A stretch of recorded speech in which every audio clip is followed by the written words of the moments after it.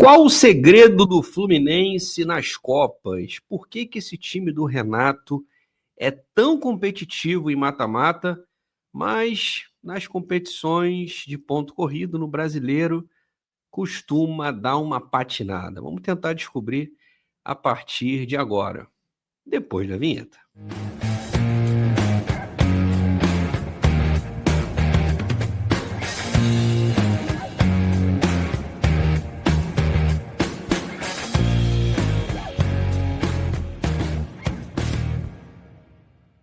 Seja muito bem-vindo aqui ao canal do Leandro Dias. Eu falo sobre futebol com foco em Fluminense diariamente. E você pode me ajudar deixando o like nesse vídeo aqui para que a gente possa atingir mais tricolores, mais amantes do futebol. E se não é um inscrito, eu te convido para se inscrever agora e não perder o conteúdo que eu faço aqui todos os dias, tá bom? Galera, o bate-papo sobre esse Fluminense que tem surpreendido muitos de nós tricolores, eu acho que até aqueles que não acompanham muito. A diferença é que a galera da grande mídia, os torcedores dos outros times, acabam entendendo que o trabalho do Renato Gaúcho, o que o Fluminense tem feito nas Copas, já recordando, citando ainda o Mundial de Clubes numa campanha espetacular, é algo totalmente inesperado. O Renato está tirando leite de pedra, esse time não deveria ter esses resultados. Será que é isso mesmo? Eu vou tentar nesse vídeo desmistificar algumas coisas em relação ao Fluminense copeiro, trazer observações que eu considero pertinentes e, claro, contando com a sua participação. Bom, pessoal, por que o Fluminense é diferente no Brasileiro em comparação com as Copas? Aí eu acho que é uma questão institucional. Isso não é debatido de forma pública, mas eu acredito que internamente seja um papo muito consolidado entre jogadores, comissão técnica e diretoria. O objetivo de 2025 é ganhar alguma Copa, seja do Brasil ou a Sul-Americana. Ninguém vai fazer isso e nem pode uma coletiva e falar, não, o brasileiro a gente vai brincar, como o Renato fez lá em 2008. O risco é muito grande de fracassar em tudo. Então, o que acontece é, institucionalmente, provavelmente rolou já um papo do presidente com todos, olha, gente, vamos focar nas Copas, fazer um brasileiro seguro, não ter riscos de queda, vamos usar o brasileiro como preparação para as Copas. E aí você pergunta, o que você acha disso, Leandro? Eu acho correto. O Fluminense não tem um dos melhores elencos do país, também não é dos piores, tem suas deficiências, que eu já apontei aqui em outros vídeos, em lives, mas em Copas, onde você não precisa desempenhar um futebol vistoso, bonito, belo, bastando ser competitivo muitas vezes para poder ir avançando de fase, você priorizar suas competições em detrimento àquela em que você dificilmente conquistará, não dá para achar isso um absurdo. Triste é saber que o Fluminense, desde a última conquista do Brasileiro de 2012, sequer chega perto de brigar para ser campeão do torneio, sem dúvida, o mais difícil, que é o Brasileirão. Porque ali envolve planejamento, uma boa formação de elenco, contratações bem feitas, vendas bem sucedidas. Então, no Brasileiro, eu acho que vai ficar cada vez mais difícil para o Fluminense e clubes que têm orçamento parecido olhar para a competição. Mas nas Copas, até a Libertadores, a qual o Tricolor não participa esse ano, é possível você chegar longe e até bater campeão com algumas premissas. A primeira delas, gente, pode parecer chavão isso, mas a competitividade desse time é algo realmente de bater palma. E eu sempre refutei a tese aqui que muita gente acaba usando quando o Fluminense perde um jogo. Esse time tá de sacanagem, esses caras não têm vergonha. Isso eu nunca acreditei. Eu sempre vi esse grupo de jogadores, desde Mano Menezes, Fernando Diniz, muito empenhados, muito profissionais. É um grupo realmente fechado naquilo que pretende se disputar e conquistar. Alguns podem dizer, mas o Fluminense parece que escolhe jogos. É verdade, no brasileiro você vê que a concentração é diferente. Algo que o próprio Renato Gaúcho em coletivas já disse. Algumas eu concordei, outras não, de que falta foco, e falta mesmo. Porque ele está todo voltado para as Copas, que é onde o Fluminense, de fato, pode dar alegrias para o seu torcedor. E por que é tão copeiro, para usar aí o termo da moda no futebol? Por que o Fluminense é copeiro?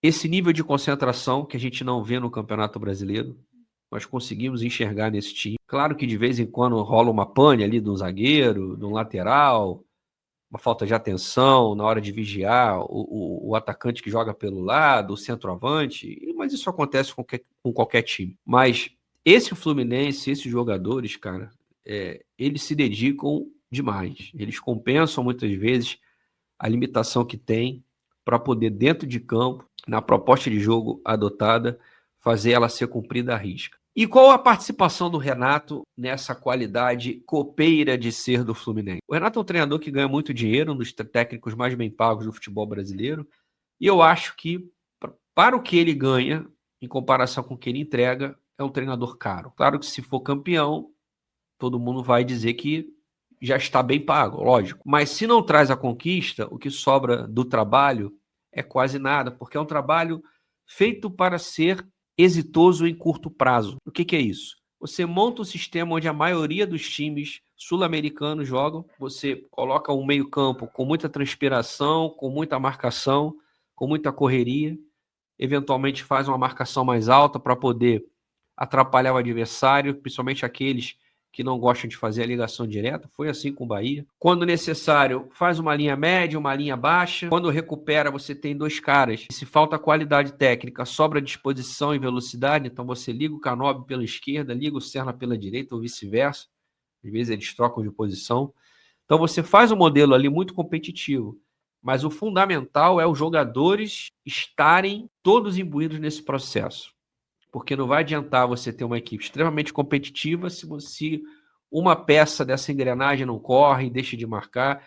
E é, às vezes, o que acontece, especialmente na bola aérea defensiva, onde o Fluminense tem muitos problemas. Então, acho que um dos segredos desse sucesso do Fluminense nas Copas é exatamente a doação dos jogadores para essa proposta. Outra questão muito importante, que às vezes passa despercebida. O Fluminense tem feito os primeiros jogos fora de casa, tanto na Sul-Americana quanto na Copa do Brasil. Isso tem sido fundamental, porque o adversário naturalmente precisa se abrir um pouco mais e dar esse espaço que o Fluminense aproveita. Tivesse os jogos iniciais acontecendo no Maracanã, o Fluminense teria que fazer algo onde ele não está trabalhado para fazer, que é criar. Vamos lembrar o jogo do Bahia. O Fluminense jogou melhor do que o Bahia, ninguém tem dúvida. Mas eu tenho dificuldade de dizer que jogou bem, porque quem joga bem cria muitas chances, ou chances suficientes para poder concluir em gols.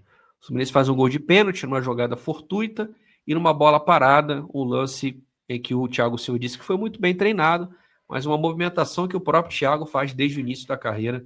Eu lembro muito bem, em 2006, 2007, ele fazia esse movimento de sair do segundo pau para atacar a bola. E o Fluminense acaba criando muito pouco. E precisava, já que perdeu o primeiro jogo para o Bahia de 1-0. Mas como enfrenta equipes mais fracas do que ele, geralmente consegue um bom resultado, um empate, uma vitória por placar mínimo. E no Mundial de Clubes, o que aconteceu? Por que o Fluminense foi tão incrível no Mundial?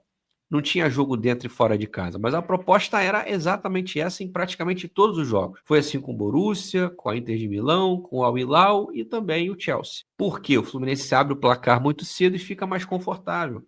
Bota um ferrolho ali, faz uma linha de 5, como jogava com 3 zagueiros no Mundial, outra de 4, jogadores correndo uma enormidade, querendo muito mais do que seus adversários. Isso atrapalha para qualquer um, não tem a menor dúvida. Então, a proposta de jogo, contextualizando com o que acontece em cada partida, tem levado o Fluminense longe. E a participação do Renato é exatamente essa. O Renato é um treinador burocrático, pragmático. E você pode ter êxito nas Copas assim. Quantos times limitados, com dificuldades de marcação, de criação, chegaram longe, foram campeões. O Once Caldas ganhou Libertadores, passando nos pênaltis de vários times. Foi vice-campeão do mundo, perdendo para o Porto nos pênaltis. O Brasiliense já foi em final de Copa do Brasil. O Santo André foi campeão da Copa do Brasil. O Paulista. Estou citando aqui equipes que são até muito inferiores ao Fluminense, mas que conseguem êxito dentro de uma proposta específica.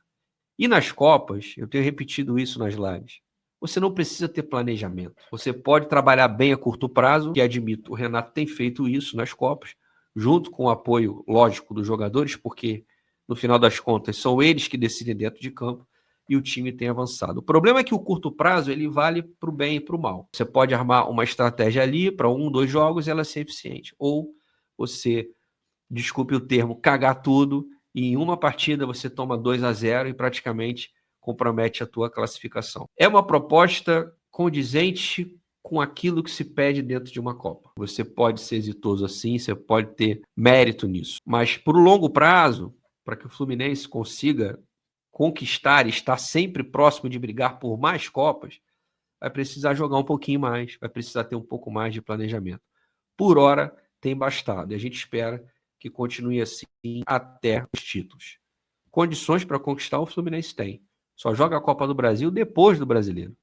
Vai poder treinar a equipe, com muitas aspas, no Brasileiro, que a gente espera que, claro, traga resultados, mas principalmente desempenho, e ir longe na Copa Sul-Americana e depois, quem sabe, brigar também pela Copa do Brasil. O que você tem achado do trabalho do técnico Renato Gaúcho? É um bom trabalho nas Copas? É possível fazer essa separação Copas e Brasileiro? Por que o Fluminense, na sua opinião, não joga tão bem o Brasileiro, não consegue resultados e nas Copas é extremamente competitivo? Concorda com o que eu coloquei aqui nesse vídeo? Não?